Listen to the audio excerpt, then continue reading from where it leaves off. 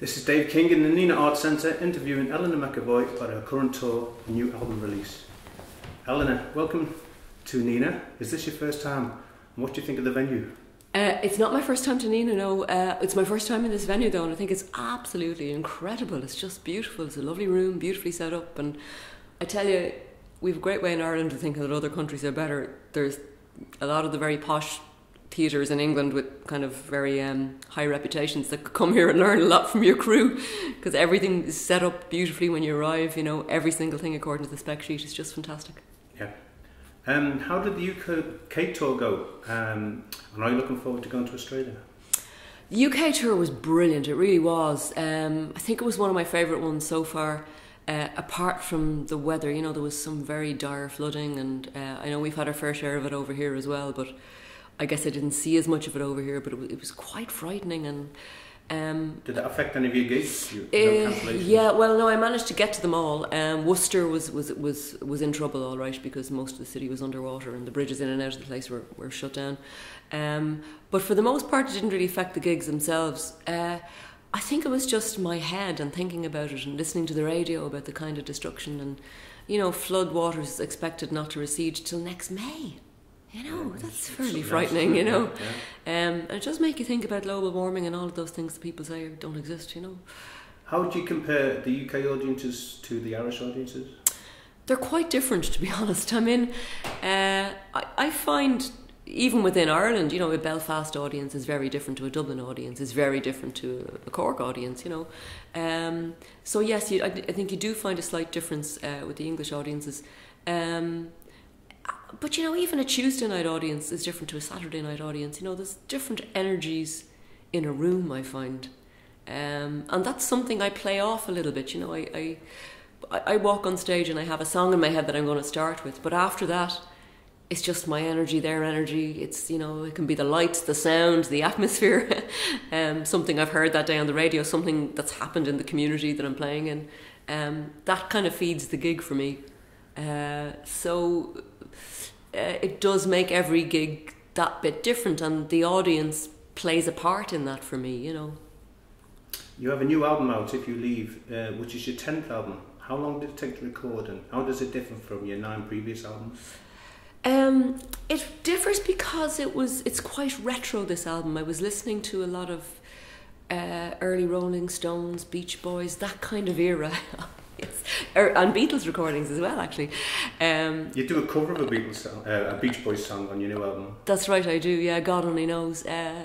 I did it because I think it's one of the most beautiful love songs in the world, and I think often with the Beach Boys version, because the arrangement is so magnificent and the groove is so great, you do neglect the lyrics a little bit, I think. And I've stripped it just back to quite a quirky version, just piano and vocals. And I think the harmonies were brilliant in the Beach Boys. Oh, they were super. They were fantastic. But very often when somebody has a beautiful voice and fantastic harmonies, you neglect to listen to the words. I mean, that's the beauty, I think, of people like Bob Dylan and Leonard Cohen, who don't have what people would call beautiful voices. You really listen to the lyrical content sometimes when a voice is less beautiful. Eleanor, in case any aspiring musicians are listening or will get to listen to this, how would you approach the songwriting process? Every song would be different, to be honest. Typically people write the music first and then write lyrics. You know, I know there's songs when I've definitely done that, and songs when I've done the reverse, but in general I would tend to write both at the same time. I write with a piece of paper in front of me, not with an instrument, which is a little bit unusual. I used to write with an instrument, and certainly I think it works for a lot of people.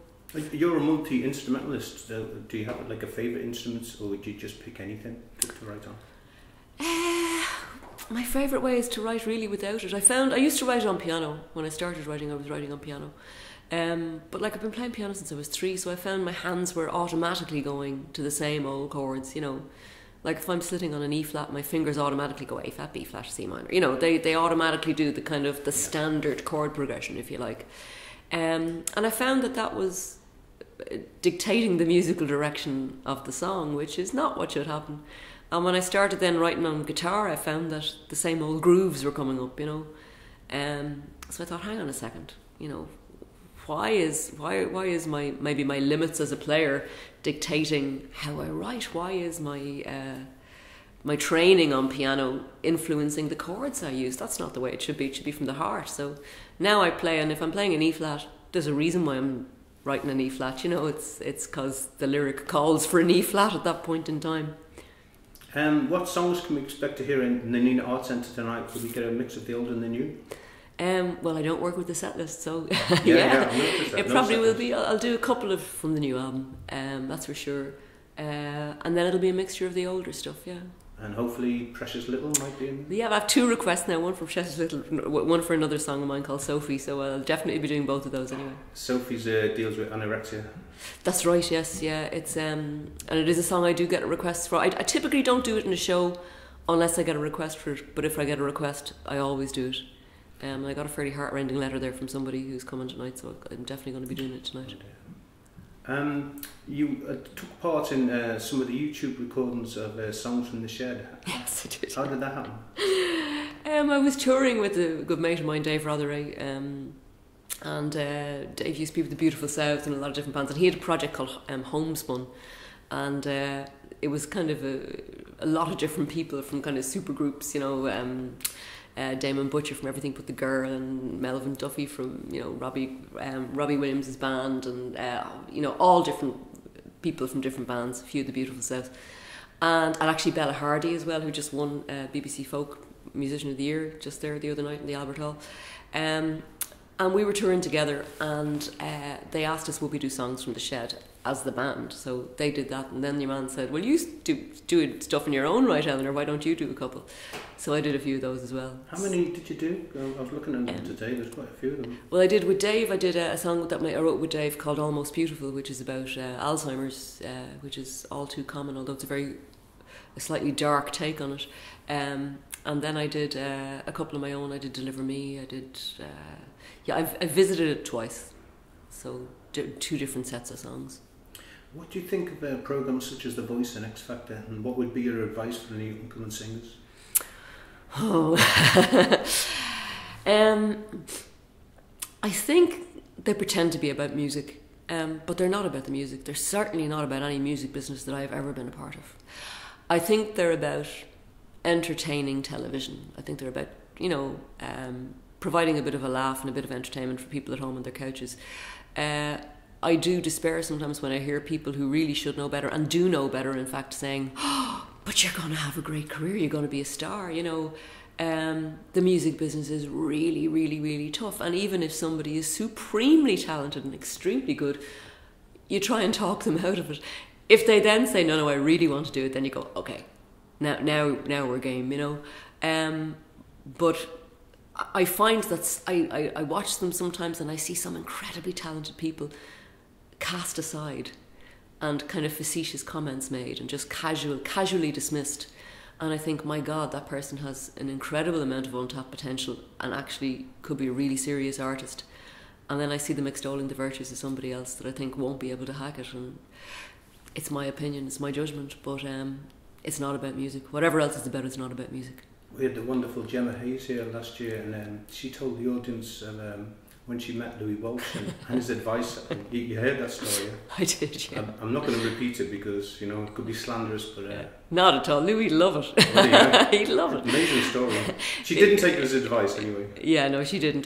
Gemma is brilliant. She's a good mate. She's a fantastic woman. She really is. Very, very talented girl too. My God, some beautiful songs. But you and Gemma are like the old sort of fashioned troubadours. You tour the country with the guitar and you turn up, you do a gig and you move on, and it's just amazing, you know. Yeah, everyone appreciates that sort of artist.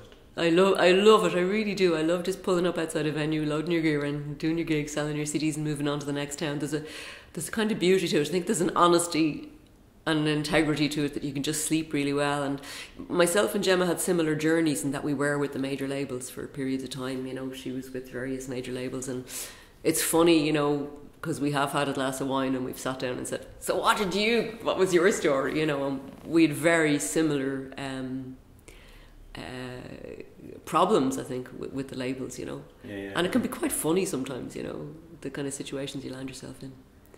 Finally, Eleanor, you're on the board of IMRO. Can you tell me about your involvement with the Irish Music Rights Organisation and why you think it's important for musicians? Well, you know, a lot of people seem to be confused about what IMRO is. They think it's record companies or it's this, that and the other. It's not. It's a not-for-profit organisation. It's really important to say that. And it's songwriters composers, songwriters, and also publishers.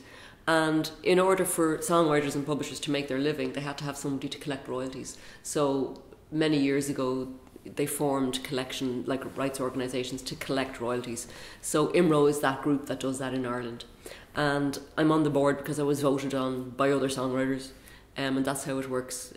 You vote on a pool of people. So Paul Brady's just gone now from the board, but we had him with Christy Moore there. He's just gone as well. So myself, Mick Hanley, Neil Toner, there's 13 of us in all. And you just kind of oversee the collection of royalties, make sure that everything is done as fairly as possible. At the end of the day. Paid. Well, that's the thing. It's very confusing. It's actually nothing to do with being an artist or being a musician. It's purely writers. It's the writing end of it. Yeah. Well, thanks for the interview, and look forward to the gig tonight. Enjoy, Nina. Thank you very much. Pleasure.